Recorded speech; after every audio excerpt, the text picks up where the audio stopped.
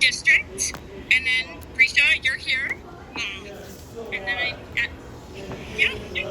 and then I'm Allison Milley, special education teacher. So I support special education at Lindbergh. So, Prisha, I'm not sure how you want to start. I know you had some concerns, and I had kind of written out an agenda. And the first sort of item was Neil's IEP, and one of your concerns was over the language around the level of support he was getting. I don't know if you want to share a little bit more about that. I'm pulling up questions. Is there, if you have anything you want to say first while I'm pulling the questions out? This is really an IEP based on your concerns. Okay. And if we can just do one student at a time, that'd be great. So let's just talk about Neil, and then we'll switch over to the other student. Okay, great. Okay, cool. Okay. I think I got the questions. Hold on. Okay. I think the first thing I'm trying to find, one of the things I can think of off top of my head was that there were some changes from Neil's IEP between 2023 and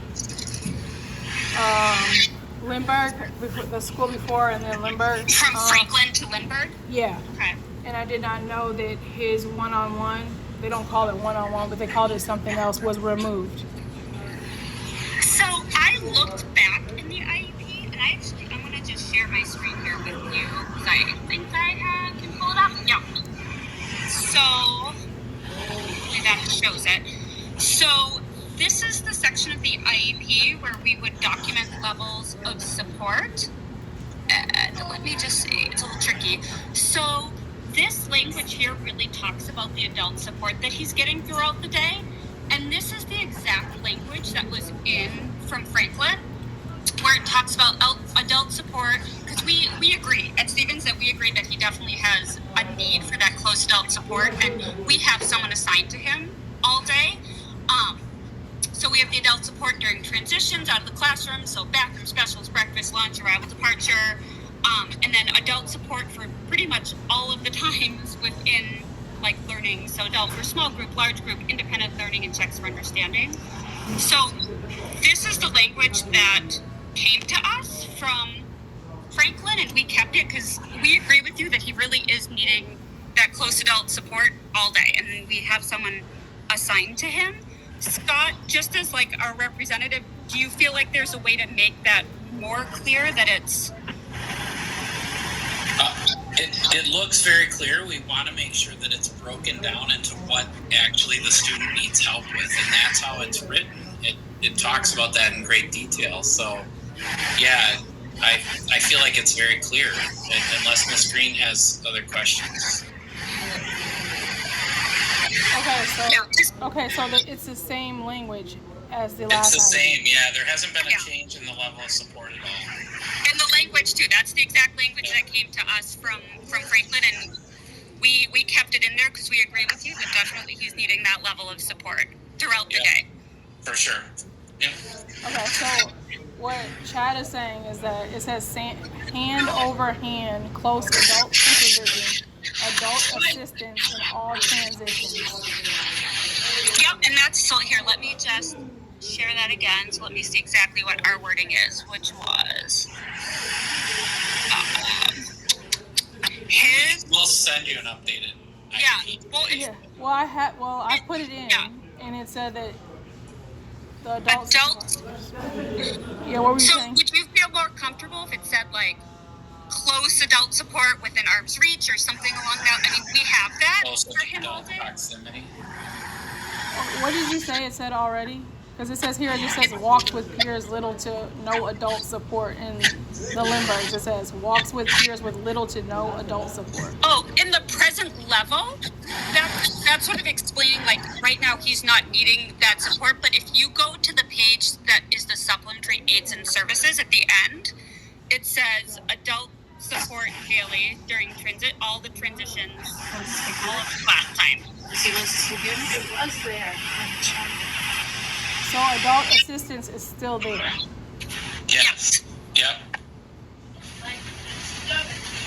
Okay. But walks with peers with little to no support is not there either, right? that in the present level, what we're seeing, but the supplementary aids and services that describes the support that he's getting, it's documented there, that the close adult support, and that's what he has throughout the day. Okay. So the other one, it says, mentions elopement, aggression, headbanging requires adult intervention. And then it says, Lindbergh says these behaviors are augmented entirely.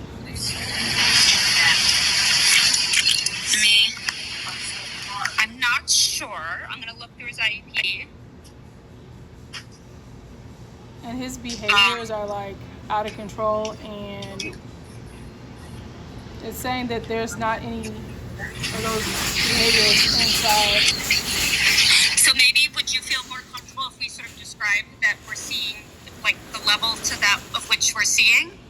I think that would probably be a good idea, especially when he's getting put out of programming and stuff for inappropriate stuff. And so I don't know, Elle, do you want to jump in and talk a little bit about so I don't know if we're seeing significant levels of that. I mean, he is getting that adult support, which is preventing some of those things.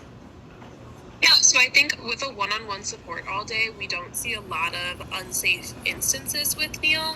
I think this week, the only thing I've seen is one time he was seeking water in the sink, and that redirection just looked like me standing in front of the sink and saying, no, we're not doing that. Sometimes when he's mad, he'll be unsafe with himself, like hit himself in the head, and we just redirect to the crash pad. With that redirection, he's able to calm down, practice breathing. So, Brisha, would you feel more comfortable if I just, like, put in there, like, you know, he has a history of elopement and self-interest behaviors? He doesn't have a history. He does it every day. At home, okay.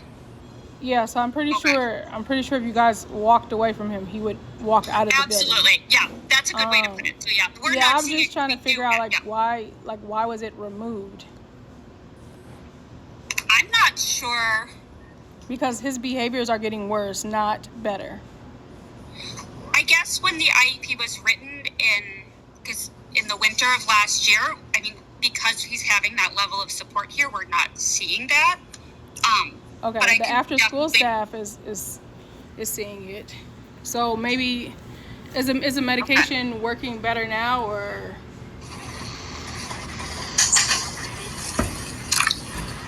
I see head nods. Do we feel like we've seen a change in behavior with the medication? I don't know that I've noticed a change in behavior because of the medication, but I also think it's kind of early of him consistently taking this medication. I'm not really sure. Erin, do you have more to say on that? Yeah, I would agree. We usually check in about 2 weeks after starting the medication, and we just started this new one, so I think we need to give it just a bit more time. Yeah, I definitely don't see any change in his behavior, and he's very unsafe at all times. Okay. So one thing I'll do, Brisha, so in the present level, I'll put in about like that, what you're sort of seeing at home and the concerns and the need for that close supervision to prevent those things happening in the school setting. So I have elopement, self-interest behaviors, and the importance of being, close to the adults at all times to prevent those behaviors. Aggression, ripping shirts off teachers, pulling hair, those things you don't see anymore? Elle's shaking her head. Is there somebody, where's the other person that works with him? Because in other settings, they're still seeing... The SEAs? Yeah. What are they seeing? What are they seeing? Because that's why I had a communication log, so I can know what's going on at school. Yeah, you may be talking about after-school staff and things that are happening at after-school. No, I mean like when you're gone, when you're out, and when there's other people working with him. That's what I'm talking about. So it deals with a novel person, someone he's not used like to. When he's with Matt, Mark, whatever his name is, or Mr. Matt. when you're not there. Yep. So Elle is checking in with the staff who work with him throughout the day. So if there was an incident, it would be reported reported to her and communicated. It's really hard for me to believe that there's not an incident every day. I live with him.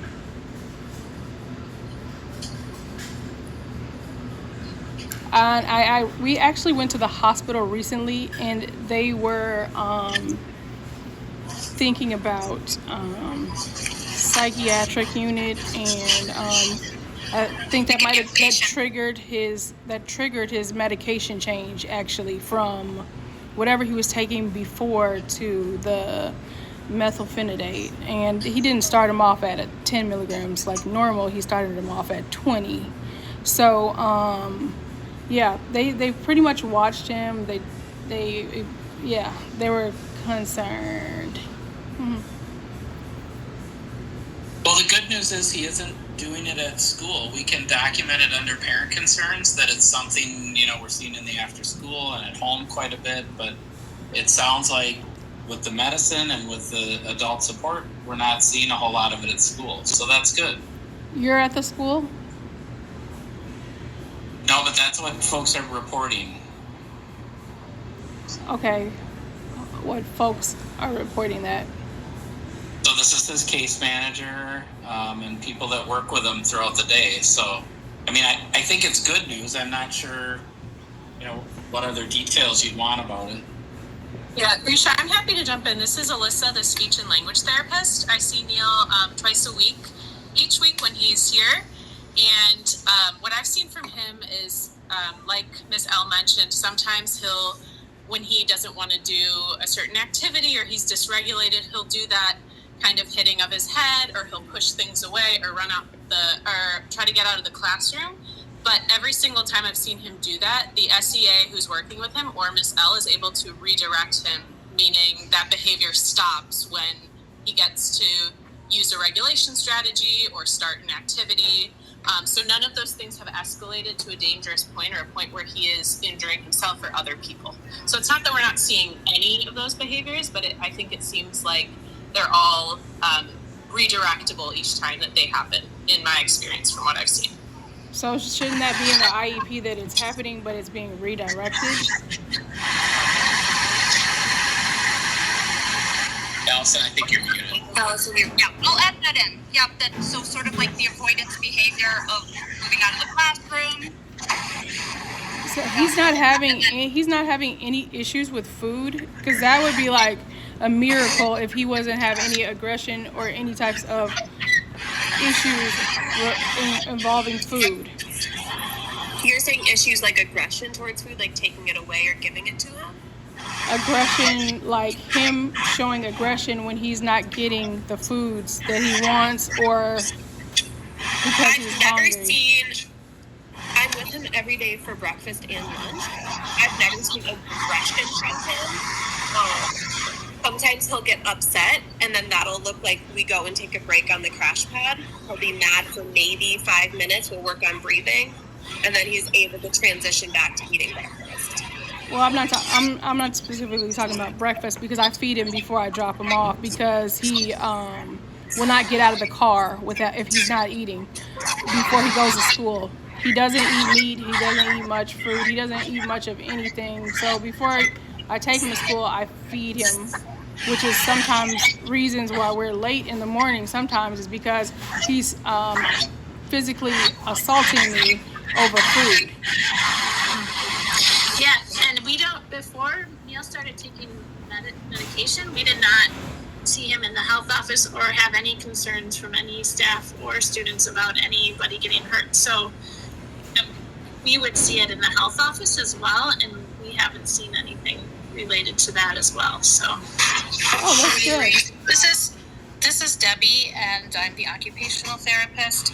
And the times that I have been working with Neil, or even just in the building, the same time, and seeing him in the hallways, I have seen him ask for a snack.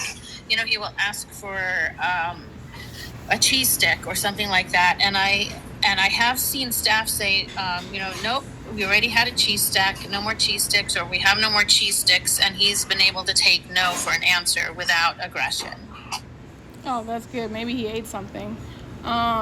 It says that ABA has been completely removed from the IEP.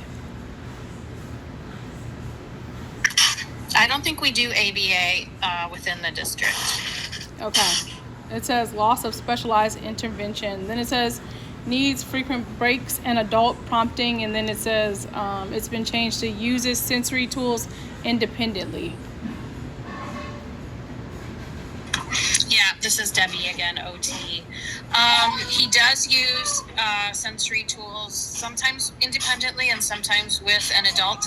We do have a sensory room that has a swing in it and a trampoline and a big crash mat. And he's able to indicate when he needs to go there to regulate his body, and he will use the swing and the crash mat.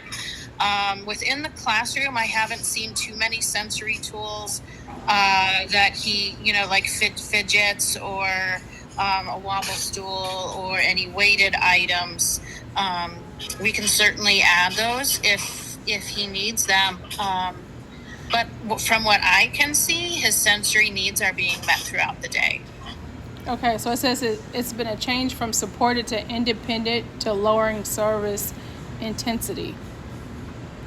So it says it went from so he doesn't need like breaks and adult prompting. He's independent now. Well, he does still have breaks, and he has scheduled breaks. So Al has a really great participation plan for him that goes 10 minutes by 10 minutes. And within that, there are built-in breaks where he goes to the sensory room or just takes a walk around the school or gets to go to the gym and shoot some baskets. They're all scheduled for him.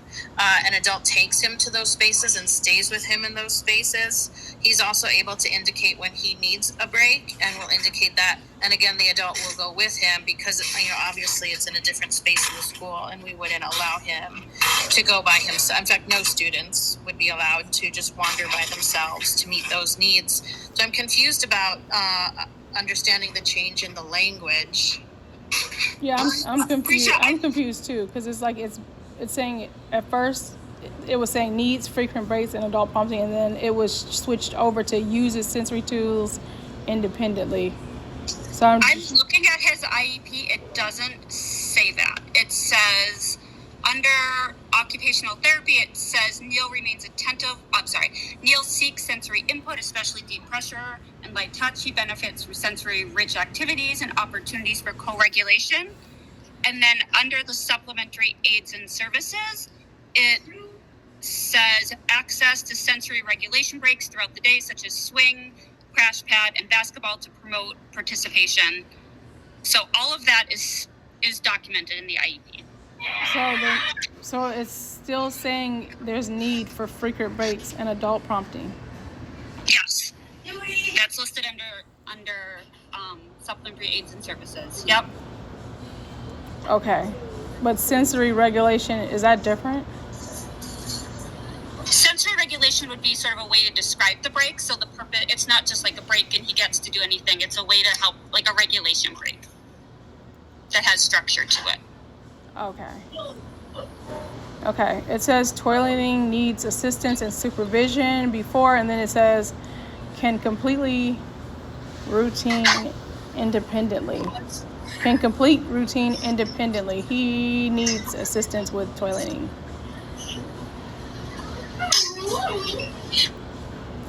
I would say when we're at school, I take Neil to the bathroom in the morning. He can ask me on his iPad when he wants to go to the bathroom. We'll go to the bathroom. This last week, since you told us that he'd been playing in the sink more, we've kept a foot in the door just to make sure he's not playing in the sink.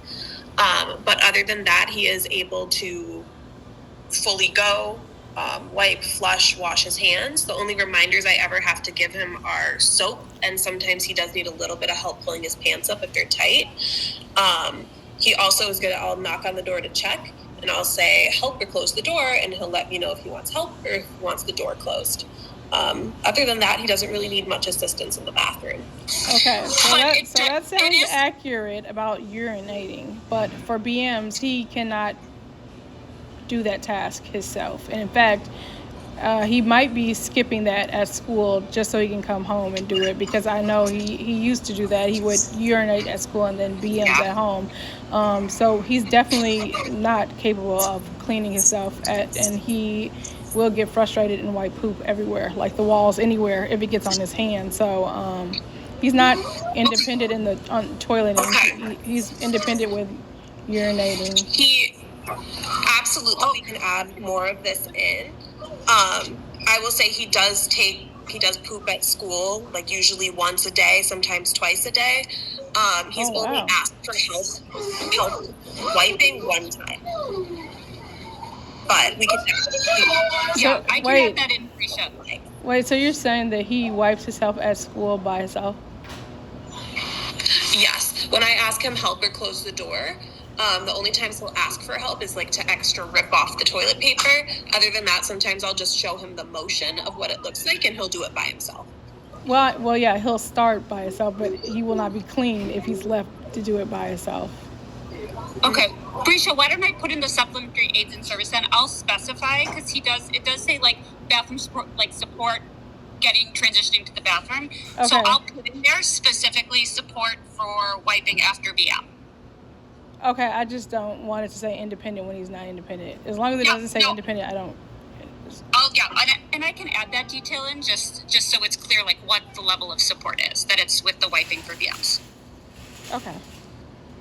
Sounds good. Did you have any other questions about Neil's IEP? I think that was the end of Neil's IEP. The one thing that I'm thinking, I'm seeing Erin put a finger up. Erin, do you want to talk? Yeah. So Neil in the past has not had medication at school, and if a child is having medication at school, then the nurse becomes a related service just for medication administration. So since he's taking medication in the health office in the morning, we would put that in for medication 5 minutes a day in the health office. Does that sound good? Okay. You're saying you're putting it in the IEP? Yeah, just document that he's getting the medication at school. We are already giving him the medication at school because he requested it, the doctor requested it. We would do that for any child, but since he has an IEP, then it would go into his IEP for medication administration.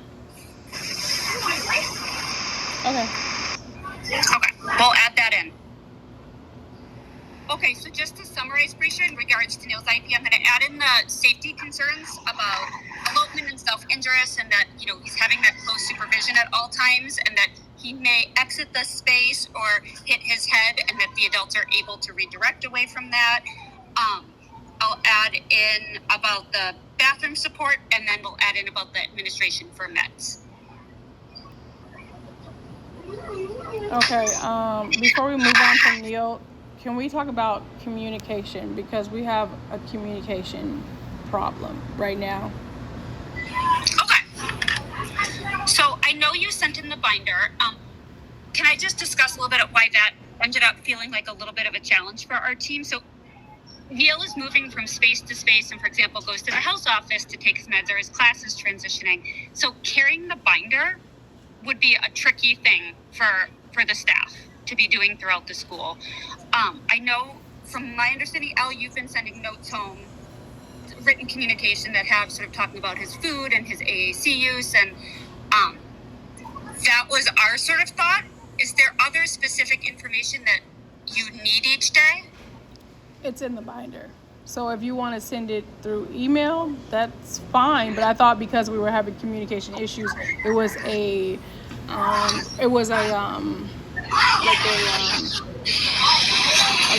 resolution, or like a, I don't know, like it was fixing the problem of not having communication. Yeah.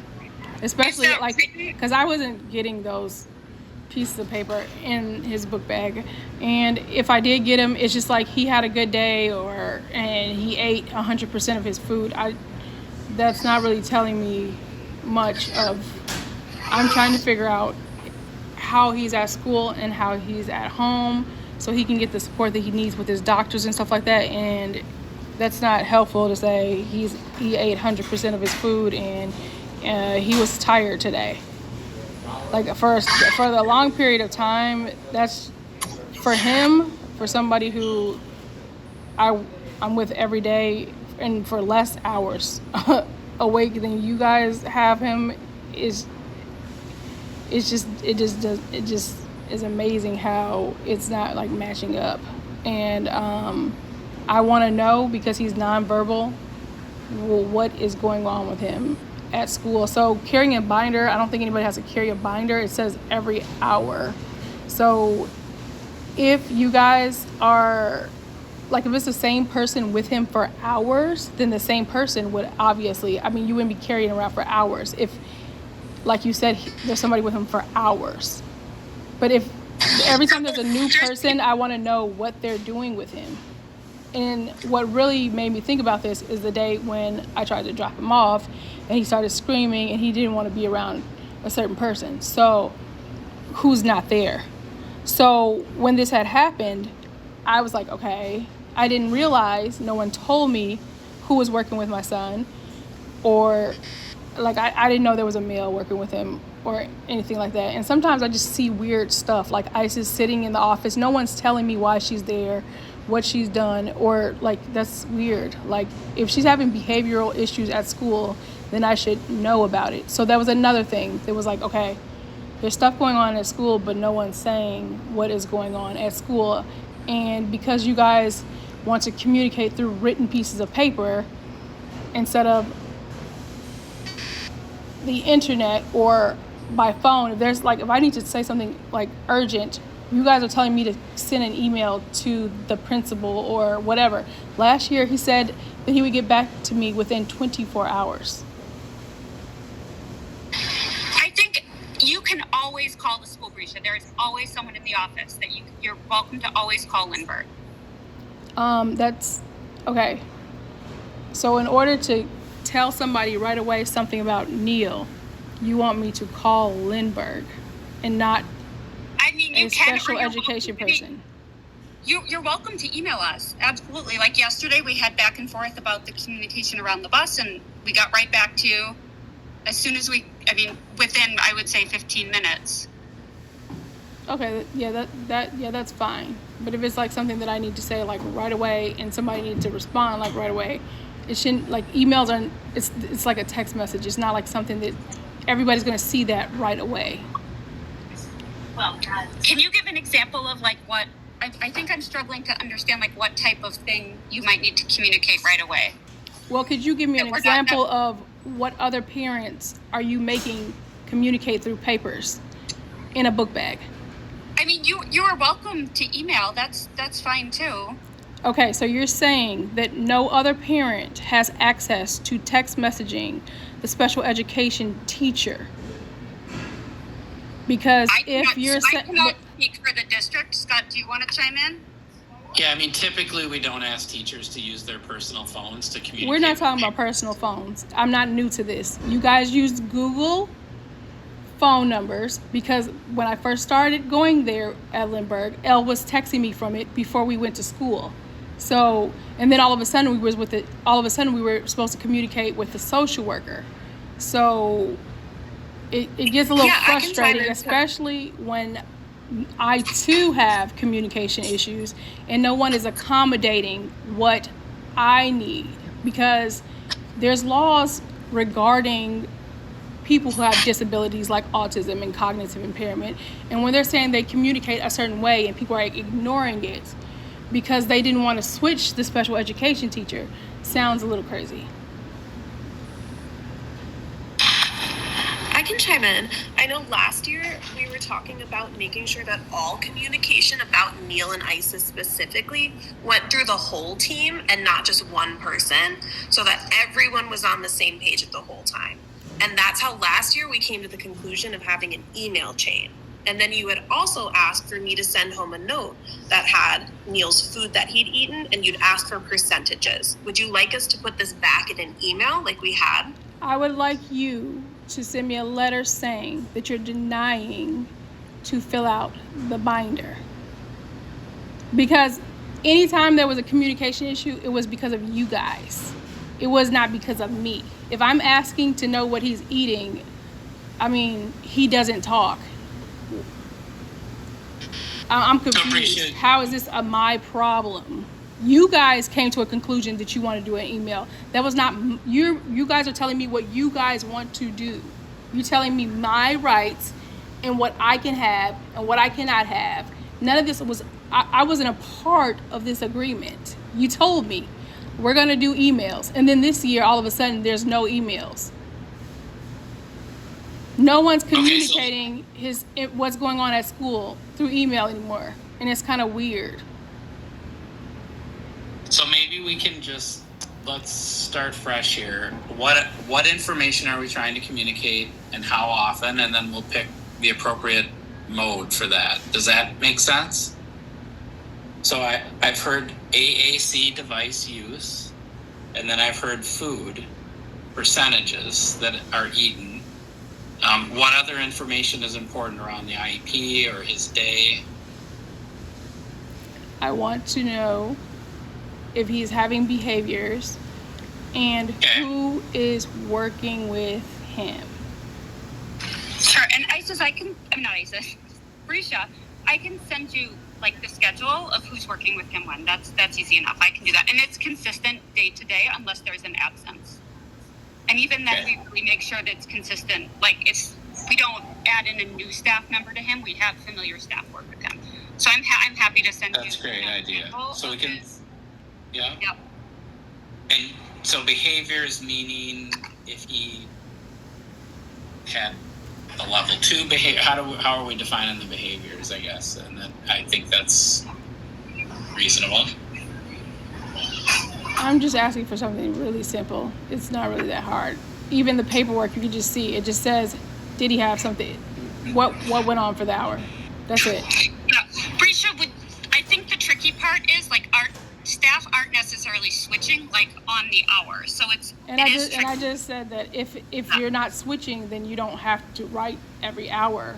What? Yeah, well, I just want to know things that are important, not like, oh, we're sitting here building blocks. That's not what that's not what I want to see. I just want to know what is going on that I should know at school.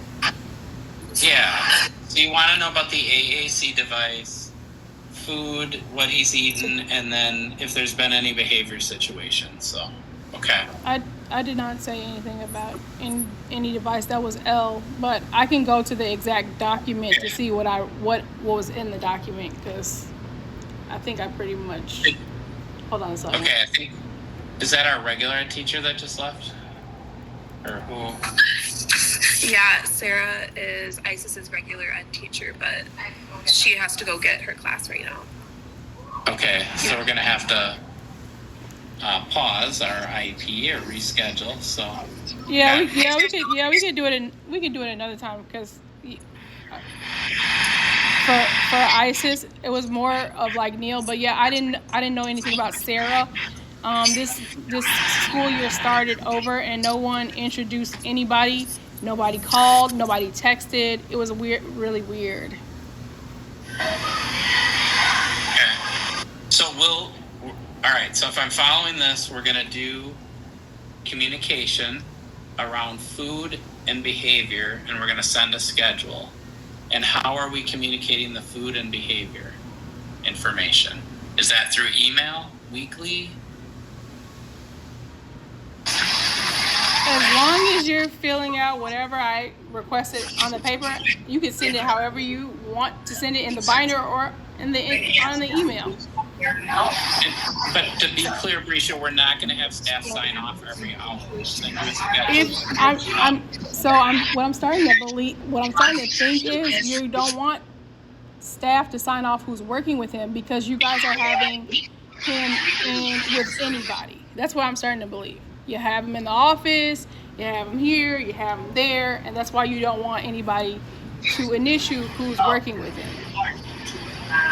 No, that's not accurate. It's just we can't have staff signing off every hour that work with him. We can give you an idea of like how his day was, or did he have behaviors, what did he eat, that kind of stuff. But we can't have like hourly sign-offs. Our schedule is different. Sometimes people might be with him a half hour. Sometimes it might be 2 hours.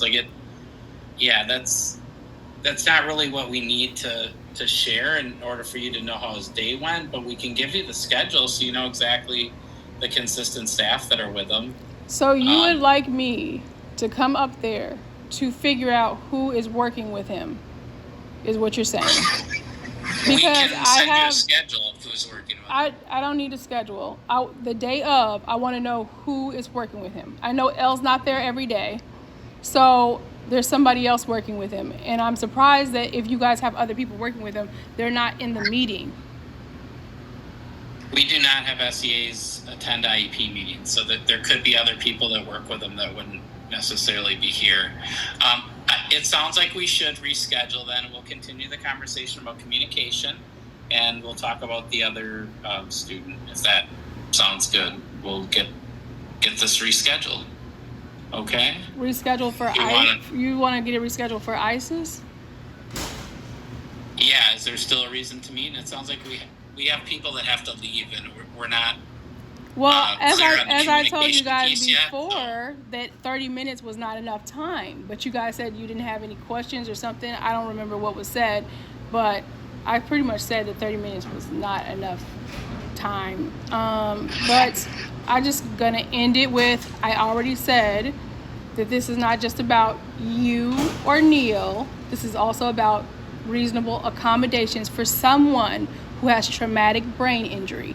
What that means is that you could tell me something today, and because it's not in that binder, I can forget later.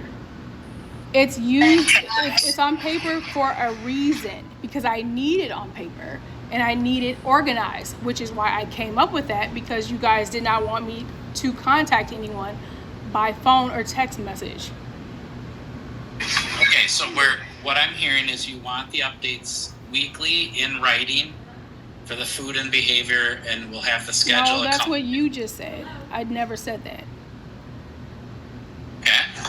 Do you want to tell us what you're interested in then? I already told you what I was interested in, and I'm pretty sure I wrote a letter just saying why it was necessary, and it was a reasonable accommodation. But because I feel like we're all wasting time right now, and I need to leave the courthouse because I've been here all day long, I'm just gonna follow up. Okay. Please let us know if you'd like to have another IEP meeting. Thank you for your time. We appreciate talking with you. Okay, bye. Thank you. Bye-bye.